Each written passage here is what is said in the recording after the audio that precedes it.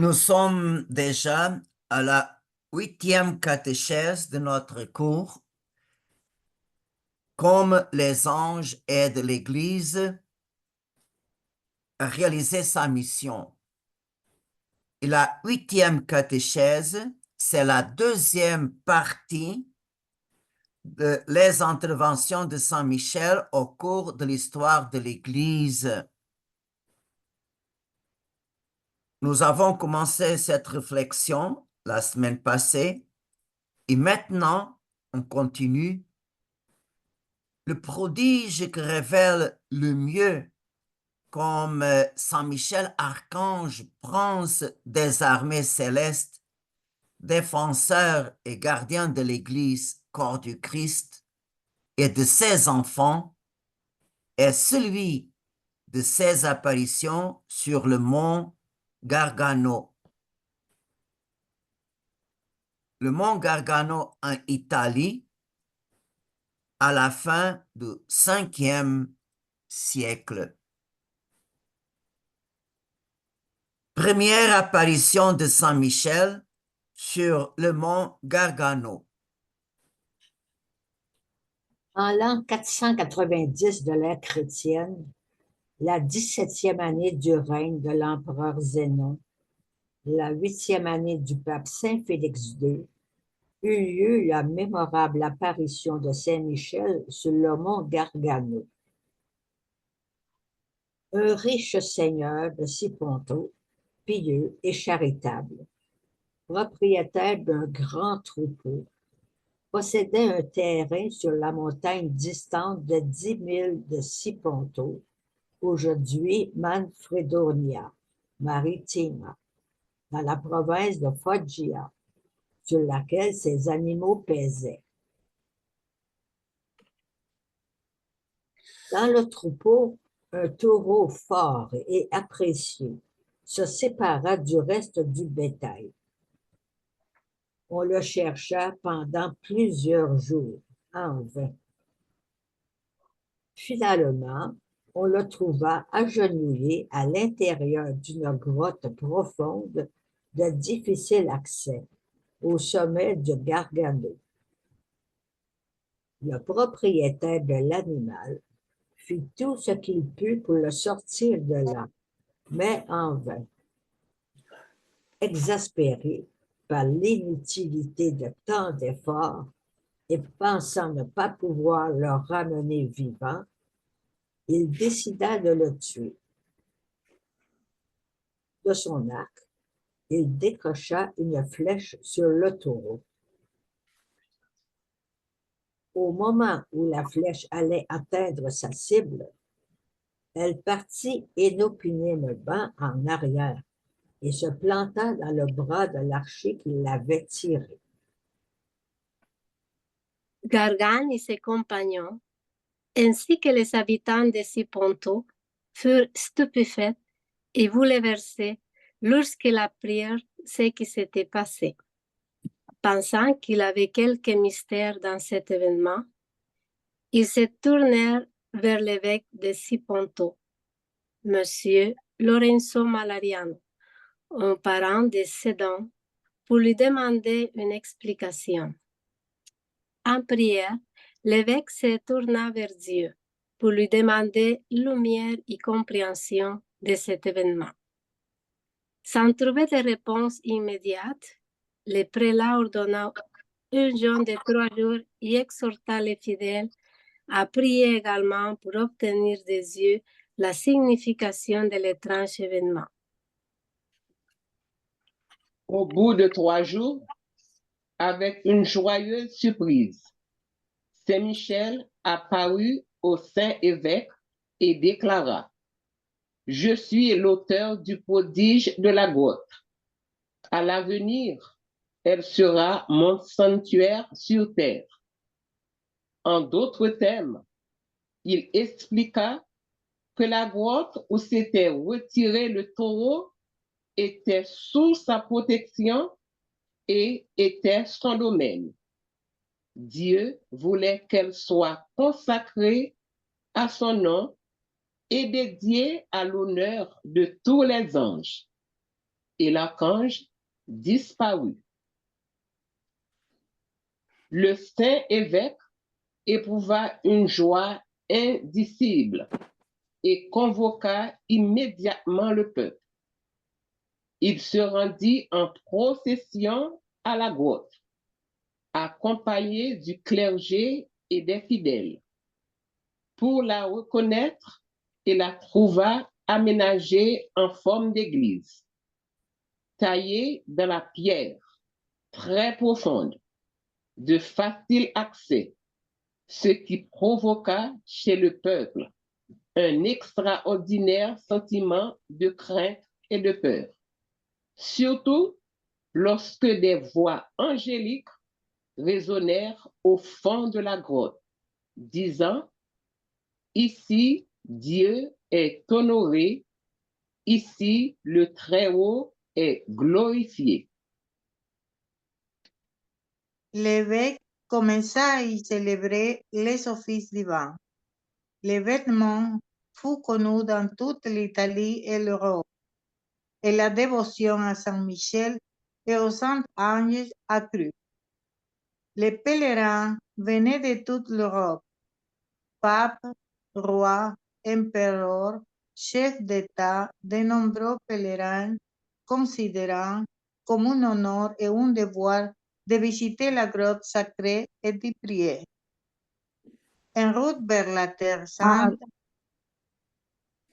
les croisés s'arrêtaient et se consacraient à Saint Michel. Des grâces de toutes sortes y furent obtenues, et de nombreux miracles accomplis. Deuxième apparition de Saint Michel sur le mont Gargano.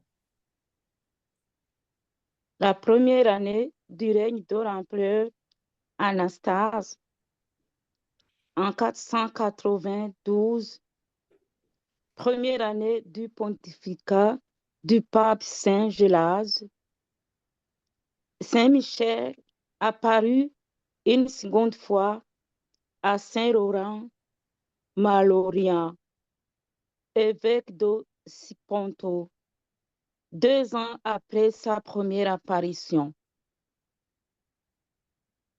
Odoacre, roi des Goths, considérant les habitants de Siponto comme des alliés de Théodoric, son rival pour la couronne d'Italie, assiégea la ville avec son armée, menaçant d'exterminer les habitants qui firent appel à leur saint évêque dans cette grave affaire.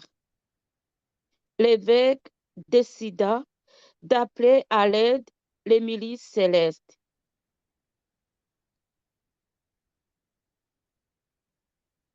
Tandis que les Goths se hâtaient de creuser et d'aménager des tranchées d'attaque autour de la ville, Saint-Laurent, à l'instar de Moïse, gravit le mont Gargano pour demander la victoire au guerrier céleste Saint-Michel.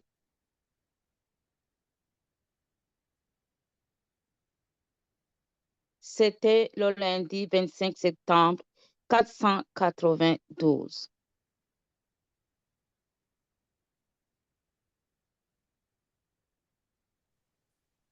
Ce jour-là, On répète. Ce jour-là, les Goths envoyèrent un messager porteur de l'ultimatum de la guerre. L'évêque ordonna une trêve de 3 jours, pendant laquelle il demanda à son peuple de prier, de jeûner et de s'approcher des sacrements, ce qu'il fit. Le lendemain, 29 septembre, à l'aube, à l'évêque en prière dans l'église de Santa Maria, Saint Michel apparut, lui promettant la victoire et lui ordonnant de ne pas attaquer l'ennemi avant 16 heures, afin que le soleil témoigne de sa puissance. L'évêque avertit le peuple et le fortifia par le sacrement de l'Eucharistie dès le matin. À l'heure prévue, les Cipontins quittèrent la ville et attaquèrent les barbares. Le ciel était serein. Soudain, le tonnerre gronda. Un nuage recouvrit le sommet du mont Gargano et enveloppa les terres prêtes à être prises par les barbares. Michel, tirant des flèches enflammées depuis le sommet du mont Gargano, fit comprendre que sous ses ordres, les 4 éléments combattaient. La mer se déchaîna soudain. L'air s'obscurcit et des éclairs jaillirent, chassant l'armée païenne qui s'enfuit, terrorisée, décimée. Sans être touchés par les flèches enflammées, les Cipontins poursuivirent leurs ennemis jusqu'à Naples.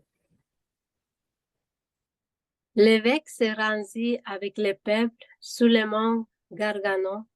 Il monta à la grotte pour remercier l'archange, le défenseur céleste de cette grande victoire. À l'entrée de la grotte où l'on n'osait pas pénétrer, les clergés et le peuple virent les traces d'un pied d'homme gravé dans la roche, indiquant la présence de Saint-Michel. Et les larmes aux yeux tout embrassèrent ces traces qui témoignaient de la présence de l'archange sur une forme humaine. Troisième apparition de Saint Michel sur le mont Gargano. La troisième apparition de Saint-Michel se déroula de cette manière, le 8 mai 493. Saint-Laurent, évêque de Siponto, se rendit avec le peuple au mont Gargano à l'entrée de la grotte pour remercier Dieu de l'apparition de Saint-Michel. Il avait le grand désir de s'y rendre pour célébrer le saint sacrifice de la messe, mais par le respect, il n'y entrait pas. Como le pape Saint Gélas se trouvait dans une ville voisine où il était rendu pour ses obligations pastorales, Saint Laurent envoya des émissaires pour lui suggérer la transformation de la grotte en sanctuaire. Le Saint-Père déclara qu'il fallait choisir le 29 septembre, jour de la victoire sous les Goths, pour inaugurer l'église située dans la grotte et en faire un temple en l'honneur de Saint Michel et des anges. Il recommanda de faire des prières publiques afin de connaître la volonté de l'archange. Ces prières furent exaucées et Saint-Michel apparut pour la 3e fois à Saint-Laurent, évêque de Siponto, et lui dit: Ne réfléchis plus et décide-toi à consacrer ma grotte que j'ai choisie comme domaine et que j'ai consacrée avec mes anges. Tu verras les signes brûlants de cette consécration, à savoir mon image placée par moi, l'autel construit par les anges, mon manteau et ma croix. Ce soir, toi et 7 autres évêques rentrerez dans ma grotte pour y prier avec mon assistance. Demain, vous célébrerez le saint sacrifice de la messe et recevrez la communion avec le peuple. Vous verrez combien de bénédictions se répandraient dans ce temps. Tout se passa comme le recommandait Saint-Michel. Lorsqu'ils entrèrent dans la grotte, ils virent l'image miraculeuse de Saint-Michel combattant Lucifer. L'autel armé d'une croix de cristal à 5 piliers, un manteau pourpre, symbole de l'amour de Dieu, et une fontaine miraculeuse au fond. L'évêque célébra la messe et donna la Sainte Communion au peuple. 3 autres autels ont ensuite été consacrés dans la grotte. Le pape a ensuite ordonné que cet événement soit célébré par l'Église universelle le 29 septembre de chaque année. La basilique Saint-Michel sur le mont Gargano est la seule au monde à avoir été consacrée par Saint-Michel lui-même et ses anges. Ce lieu reste l'un des plus célèbres de la chrétienté. Et c'est là que se produisent la plupart des conversions et des guérisons du corps et de l'âme.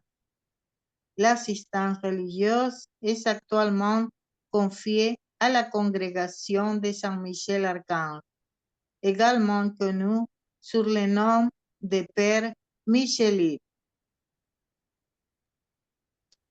De nombreux pontifes se sont rendus en pèlerinage dans ce sanctuaire et en mai 1987, le pape Saint Jean-Paul II s'y rendit également.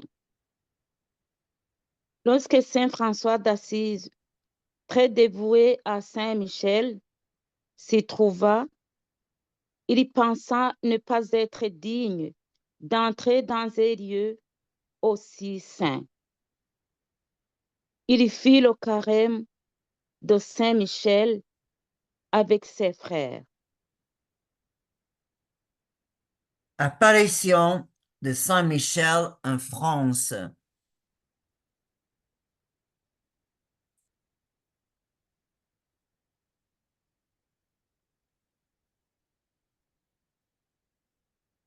Au XVe siècle, la France fut envahie par les Anglais et il ne resta qu'une petite partie du territoire qui n'était pas encore sous le contrôle.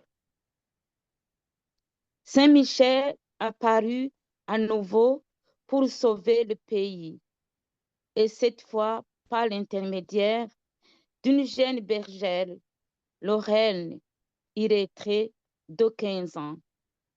Jeanne d'Arc l'invita à devenir chevalier et à commander les armées françaises. La jeune fille s'est mise à pleurer et dit qu'elle ne pourrait jamais faire une telle chose. Saint Michel lui dit, « Va sans crainte, je combattrai à ta faveur. » Jeanne partit, se rendit auprès de Charles VII, roi timide et faible, et lui demanda de recevoir la consécration royale. Orléans fut libérée et la jeune fille, après 20 victoires dans des batailles contre les Anglais, fut arrêtée et condamnée au bûcher. À ce moment-là, Saint Michel est aussi venu l'aider à triompher dans les martyrs qui a fait d'elle une sainte que nous vénérons aujourd'hui sur nos autels. Prière finale.